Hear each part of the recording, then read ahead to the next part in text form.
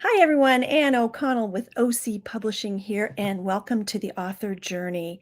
And today, it's just time to celebrate. It's party time.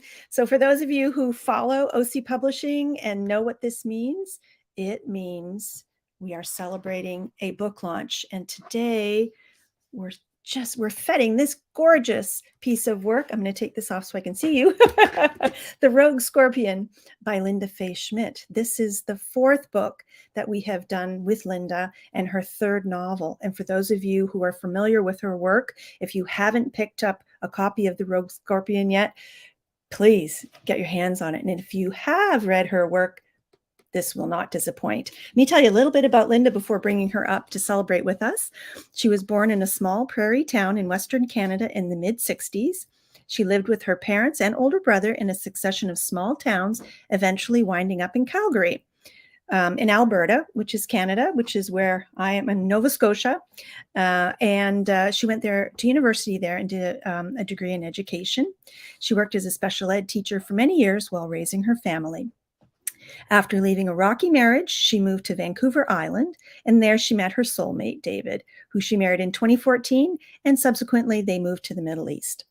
Late in 2022, they moved across the ocean again, where they have made a home in Panama, and where Lynda continues to write her novels and her blog, Musings of an Emotional Creature. Today, we celebrate the launch of her third novel, The Rogue Scorpion, and it released 2 days ago. So I'm going to bring Lynda up to join me and get this celebration started. Hi, Lynda. Hi, Anne. Party time. Yeah, I don't have a hat, but I've got something just as good.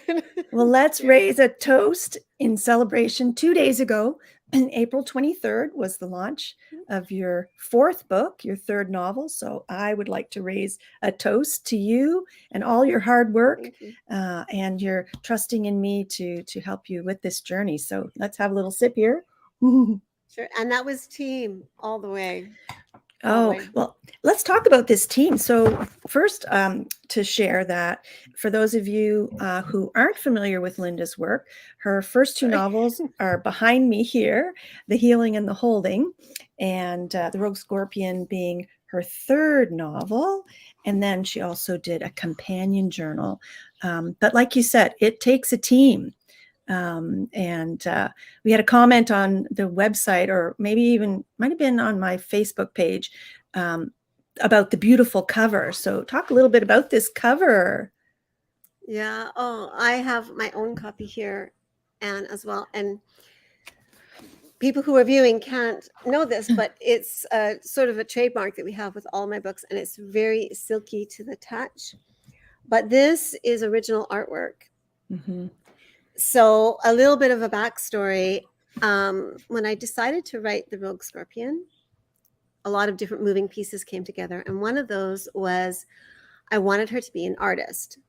And this is partly motivated because I have a daughter who's an artist. And I also wanted to just branch out from Kate Henderson being someone who reflects through the journaling process and try to reach other people who maybe that doesn't resonate for them. Mm-hmm. So I wanted and Kate, just to clarify, that Kate was the main character in The Healing and the Holding.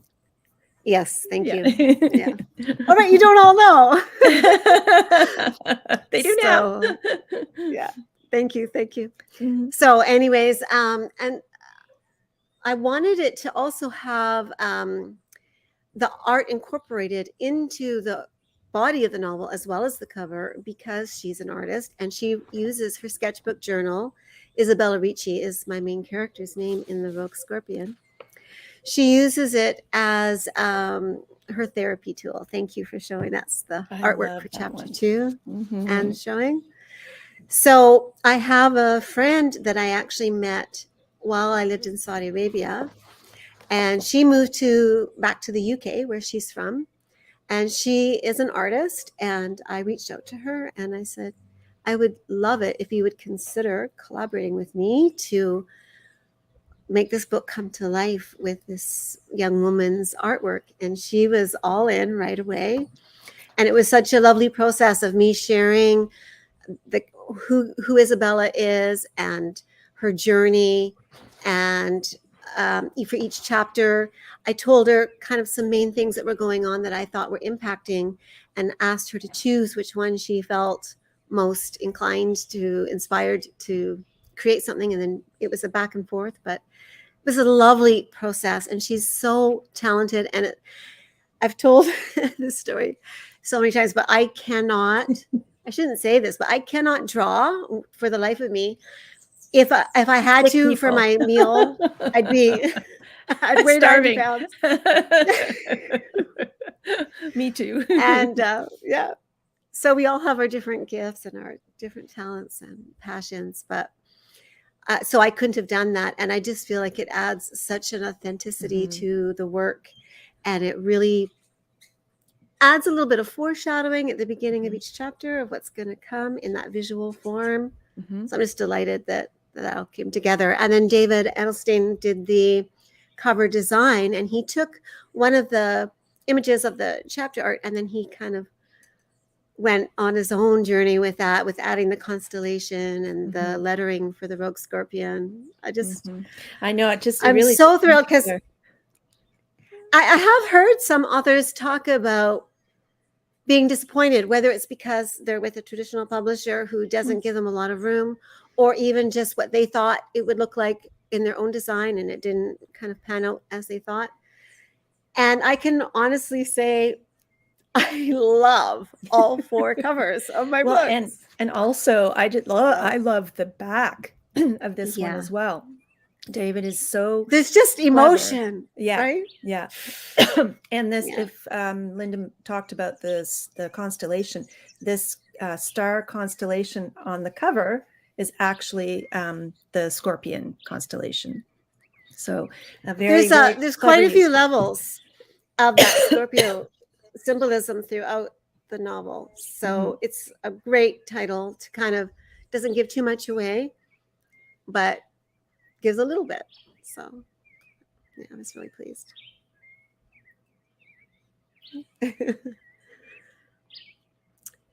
And we were reminiscing, and just before we were backstage, about how when I released The Healing with You, my first novel back in 2021, it was the heart of COVID, but we had managed to make it here, which was our vacation home at that time, and now is our permanent residence here in Panama. Oh, and it was David. Birds. So beautiful. Yeah, I love the birds. It was David, my husband, me, and our daughter that we adopted together, and that was it. Wow. But we had such a lovely time. We had nothing to compare to. You know, right. No one had launched a book before, so we didn't realize how toned down it was from other authors. But it was fun, though, and you know, you were surrounded by love and excitement for your project. So, talk a little bit about the storyline of the Rogue Scorpion. You mentioned that Isabella is an artist, and she's, you know, on a path of, you know, self-discovery journey, but talk a little bit about you know, some of the thematic parts of it. Sure, I'd love to. So the Rogue Scorpion, I wanted to do this artist, and I also wanted her to be a younger person than me, so that they could be starting out on their journey and learning some of the wisdom. As I have 3 daughters, and they had so much more conscious awareness at such a much younger age than I did, partly because they didn't become parents, you know, before they were 20. And partly just because of the nature of how our society in general has evolved in our awareness. And I would like to take a little bit of credit that I was growing along the way and passing a bit of that on. So I wanted to be able to cover that. And I know that for me, in my spiritual journey, it's been all over the map. And I have been that doubting Thomas where I question God. And then in the next moment, you know, after birthing a child into the world, I'm like, okay, at don't a very even young bother age. telling me there 3 times. And it's like, don't tell me that there isn't something bigger, a creator at work here, because I just felt it. I felt it so deeply in certain points in my life. And then other points, it's usually when you're languishing that you're like, where are you? And I think I had a hard time relating to a lot of the religious portrayals of God. They just didn't resonate with me. And I felt a bit left out as a woman, I'll say, in a lot of the traditional approaches in religion. And so I kind of went on a journey, and I wanted to capture that with Isabella in the Rogue. And so she's raised as a Catholic, and I know a lot of Catholics, so I had some good things to draw on there. And then it's a solid foundation for her that she holds till the end, and I like that part of it. But she expands it, and she learns a little bit through when she goes to Thailand, which I'm going to be reading a little excerpt from. Learns a bit about Buddhism there, and discovers that it's not what she thought. And she also reads different spiritual fiction and nonfiction stories that help her to just expand her awareness and her idea of what God might feel like for her. And I did that myself. And so I chose some of the ones that really impacted me and had them sifted in throughout the pages. And then the Rogue Scorpion itself, as I said, there's many levels of this symbology, but one of those is the scorpion has a totem energy around being discerning and knowing who to trust. And that's something that Isabella struggles with. I could say I relate to that struggle because I have such a trusting heart, and she does too. She's extremely different from me in most ways, but that's something that is a shared trait. And so a lot of the story is about learning how to discern and learning to trust your intuition. And then even how do you listen to that if you don't have that connection open?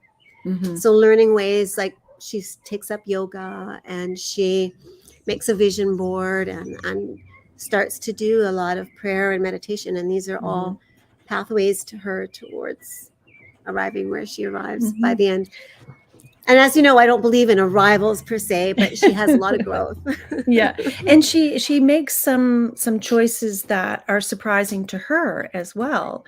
And it's fairly early in the story that she falls in love with her best friend, which is a surprise to her. Her best friend is Catalina. So when you were developing the storyline, when did that sort of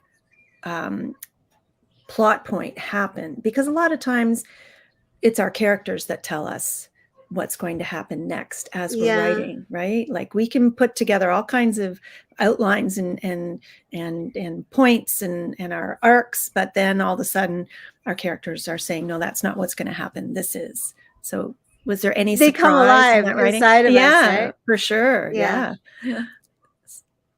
And I didn't intend to. I wasn't, as you know, I'm not someone who writes from a format or from an intention of where I'm going. It flows out of me in which way it will. But at some point fairly early on, part of Isabella's personality seemed to me someone who, a personality that I have met and talked with before, where they don't actually identify as being homosexual. It's something that they haven't had in their mindset to even really imagine. And so they haven't tuned into it. And there's a block there for a reason that would probably be different for everyone. But it was something that I hadn't realized, that just like everything in life, there's more than one way to experience things. And so it's not like all heterosexuals are like this and all homosexuals or all bisexuals. And I've been learning so much about all the different really small idiosyncrasies between people, that it's more about your own individual self and how that translates in your relationships, whether they're intimate or not. And so I just loved that she was open to it, even though it had never crossed her mind that that's something that she could feel. And she ended up realizing exactly that love is love. And to turn away from Catalina because she was a woman just didn't make sense for Mhm. either of them. But it was difficult for their families. And I think it is often. I have some people in my family who have revealed this aspect to themselves later on. And it's difficult for families. And I just feel the more we can unpack this, share this, talk about it, be open, and just be more loving and accepting to one Mhm. another. Because Mhm. how does it help any of us to judge and say how we're being is wrong? Like, who are Mhm. we to be that voice? And I really wanted that strong message of loving and accepting us as we are, and her accepting herself as she Mhm. is. And it is a beautiful love story, and we haven't positioned it as like a romance necessarily, but it is a contemporary romance. But there's a lot of other simultaneous themes going on. So why don't you give us a little reading so we can hear a bit of the Sure. voice and what happens in the Rogue Scorpion. I would absolutely love to. So I chose this passage because a few reasons. One, I think I had shared with Anne that I did some pretty heavy ones in some earlier opportunities to share, and some people weren't quite prepared for that. So I thought, it's a celebration today, we'll go a bit later. And another reason is that Anne has lived in Thailand as well, and I've been in Thailand. And so since we're discussing my novel together, it seemed like a nice place to have the setting. So this is the beginning of chapter 2. 28 hours and 12 time zones would leave most people off balance, exhausted, and overcome with jet lag. But Isabella arrives in Bangkok at midnight the next day, feeling bright-eyed, running on sheer adrenaline. She managed to sleep for more than 7 hours on the longest leg from Vancouver to Narita International Airport in Japan, then grabbed another few winks on the short flight from Narita to Bangkok. In between, she became totally engrossed in the paperback she bought before leaving home, Siddhartha by Hermann Hesse. She read the slim volume cover to cover twice, entranced by the story of the Brahmin prince who, discontent with his destiny, embarked in a quest to find his innermost self. The themes of self-discovery and empty spirituality resonate with Isabella, who feels a lack of fulfillment from the Bible teachings of her youth. She yearns for something deeper and hopes to learn more about Buddhism while in Thailand, inspired by the words from Siddhartha, "Your soul is the whole world." Who wouldn't be inspired by that? Outside the terminal, the thick, humid air, rank with the smell of pollution, accosts her nostrils and suffocates her skin like an invisible blanket. There are rows of taxis and tuk-tuks in the queue, and Isabella makes her way into the line. "Where you go?" the taxi driver asks, eyeing her suspiciously. Isabella thinks he looks 100 years old with his wrinkled skin and snow-white hair. "Bodhikan Hostel on Kaosan Road, Kapkunka?" Isabella says, hoping she is pronouncing thank you in Thai correctly. "Dai dai krap," the taxi driver replies, and she hops in. He merges onto the highway and then into the crowded streets of the city, thick with traffic even at this hour. Isabella doesn't bother to attempt a conversation, her knowledge of Thai limited to a few short phrases. The driver makes his way slowly, cars bumper to bumper. At one point, the taxi grazes along so closely to the car approaching in the other direction, his side view mirror gets knocked to the ground. He stops the car and steps out to retrieve it, then throws it in the back seat with seeming nonchalance. No irate exchange for insurance and phone numbers like there would have been in Canada. Soon the driver is pulling over at the end of the busy pedestrian-only road. Isabella glances at her phone. It's just past 4 in the morning, but the parties seem to be in full swing. She pays the driver the fare illuminated on his screen on the dash, including a generous tip, then steps out of the car, hoisting her heavy pack onto her shoulders. The noise, the glaring lights, the smell of sewage and urine are her first sensations as she walks up the steep incline. She pulls her carry-on up the cobbled road, past bars and neon signs advertising bucket drinks, no ID required, shisha, and massage. She passes food carts offering everything from fried grasshoppers and crickets to pad thai and mango rice. An aggressive middle-aged man jumps out from an alley and flashes her a business card. "You like ping pong, Joe?" he says, showing his crooked yellow teeth and leering at her while making popping noises, sucking in his cheeks. Isabella keeps her eyes downcast and hurries past without responding. So if you've never been to Thailand, that might not make much sense for you, but if you have, I bet you can get drawn right back to the craziness. And I went to Thailand actually in 2011, just before I moved to Vancouver Island, with my son, who had just turned 18, actually turned 18 while we were there. A bit of an And he eye-opener finished high for him, I'm school. sure. Oh, yeah. I think more for me than him. And it was supposed to be part of his high school graduation and sort of, you know, step into Celebration. real life and a way to have a new experience. But like I said, I was the one like, what have I done? Well, for me, We were because volunteering. yeah, and I bet, because I've been there, I think it's very, very beautifully written, very realistic. And for anybody who hasn't been there, they really can get a taste for what it's like. And you really have to experience Khao San Road to really understand. And the ping pong shows are like very risque. So we won't explain how that goes. You'll have to go and do some research. No, I never went, but I was offered, and I did some things that were pushing my comfort zone because I was a 40-year-old mother with 40 university students in this volunteer opportunity that Kevin and I were on. It was with Cross-Cultural Solutions. And we were teaching at a Thai school.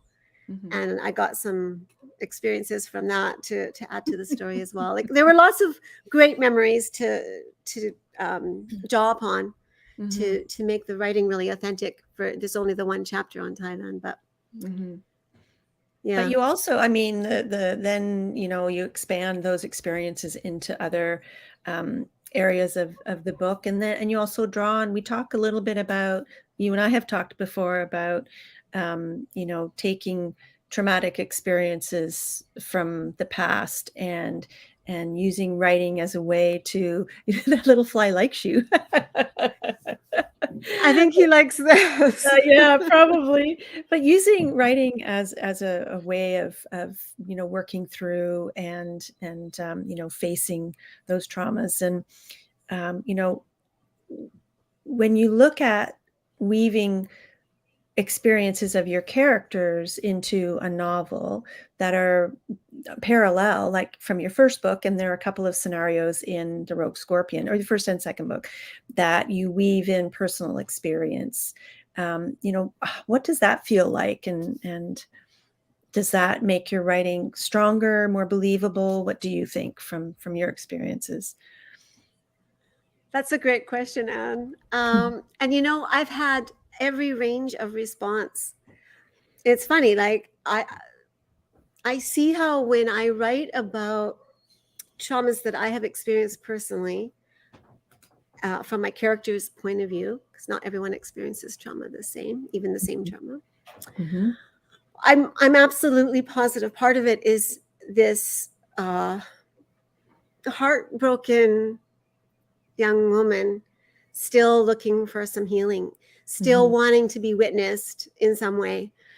And yet I can, as you know, working with me in editing, there can be a tendency to hold back a bit because of the rawness, because of the truth part of it. And then there can also be sometimes going too much where your crowd's not really quite ready for that much of a intensity. And these are difficult topics. And at the same time, I feel like the whole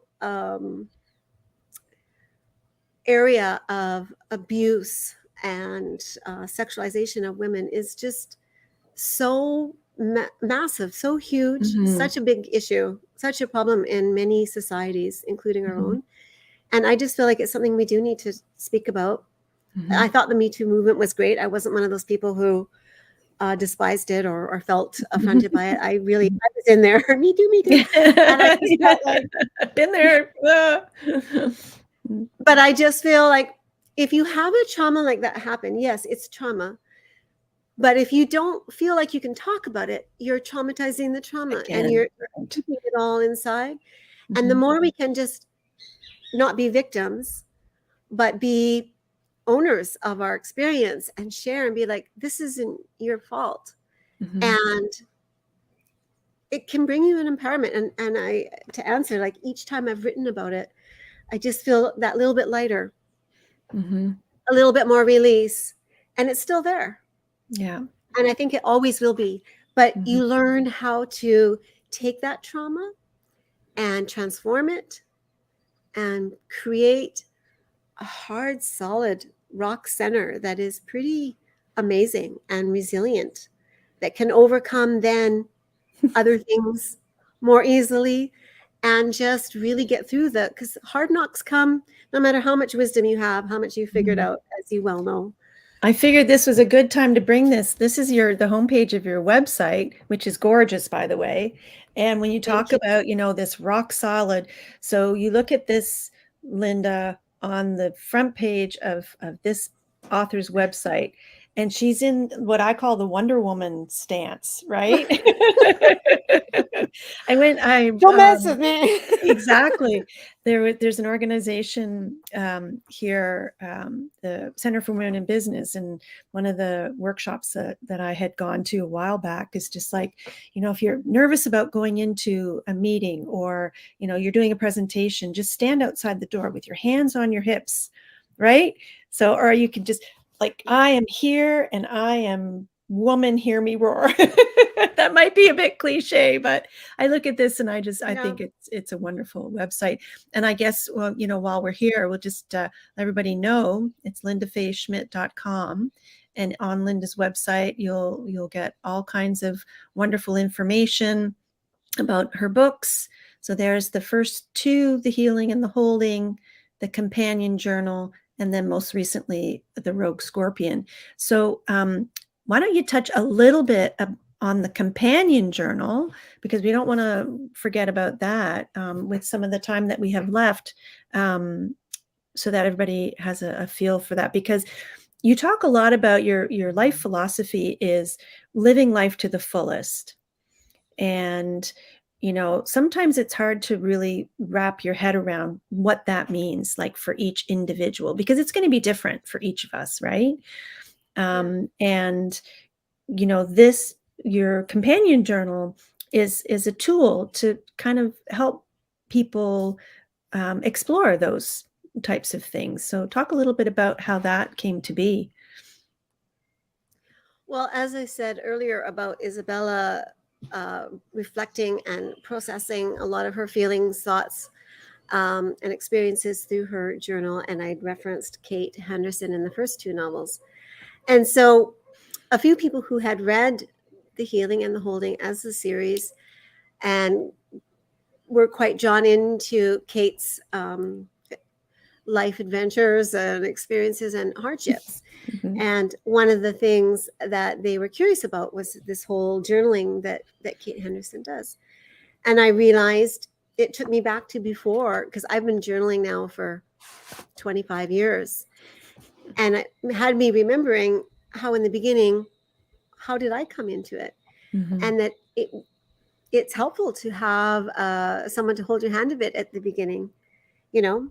So I thought, well, maybe that would be a nice change of pace to write something, a nonfiction, that for people who are looking for a resource to help prompt them into their own self examination.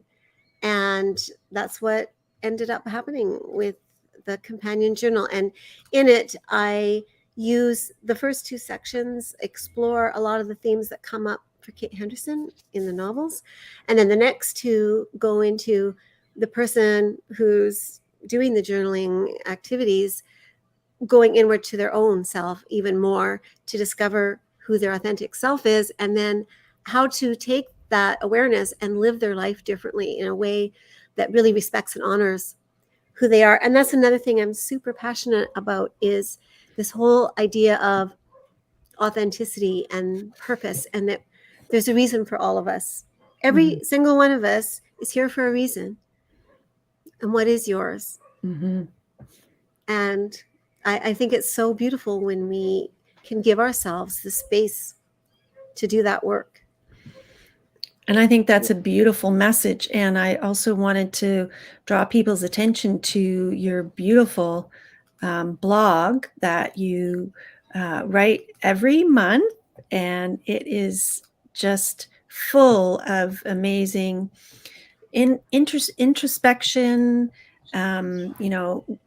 exploring experiences that you've had and sharing, the learnings that happen, both good and bad. And that's what I think the beauty of this Musings of an Emotional Creature is, just how raw and honest and authentic that you are with this. And you've been doing this blog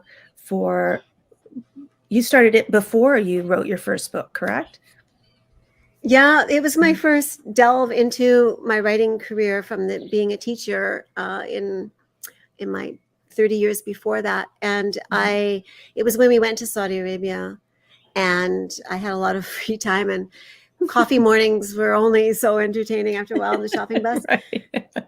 And so I ended up starting this blog. It was something I could do from my home, and I've always had a passion and a joy for writing.